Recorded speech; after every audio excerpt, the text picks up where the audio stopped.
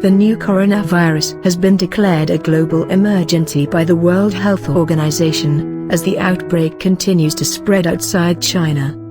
The main reason for this declaration is not what is happening in China but what is happening in other countries, said WHO Chief Tedros Adhanom Ghebreyesus.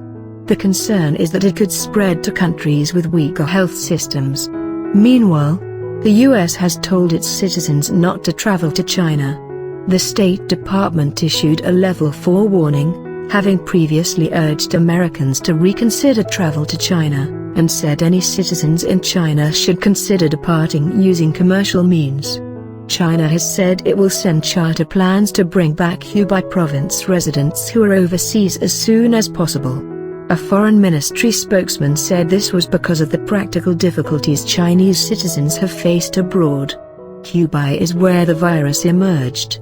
At least 213 people in China have died from the virus, mostly in Hubei, with almost 10,000 cases nationally. The WHO said there had been 98 cases in 18 other countries, but no deaths. Most international cases are in people who had been to Wuhan in Hubei. However, in 8 cases, in Germany, Japan, Vietnam and the United States, patients were infected by people who had traveled to China. Speaking at a news conference in Geneva, Dr. Tedros described the virus as an unprecedented outbreak that has been met with an unprecedented response. He praised the extraordinary measures Chinese authorities had taken, and said there was no reason to limit trade or travel to China. "Let me be clear, this declaration is not a vote of no confidence in China," he said.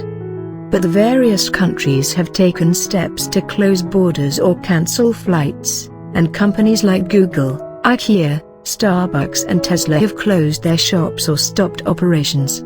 The U.S. Commerce Secretary, Wilbur Ross, has said the outbreak could accelerate the return of jobs to North America. The WHO declares a public health emergency of international concern when there is an extraordinary event which is determined to constitute a public health risk to other states through the international spread of disease. A confirmed case in Tibet means the virus has reached every region in mainland China. According to the country's National Health Commission, 9,692 cases have tested positive. The central province of Hubei, where nearly all deaths have occurred, is in a state of lockdown.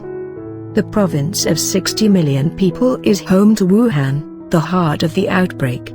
The city has effectively been sealed off and China has put numerous transport restrictions in place to curb the spread of the virus.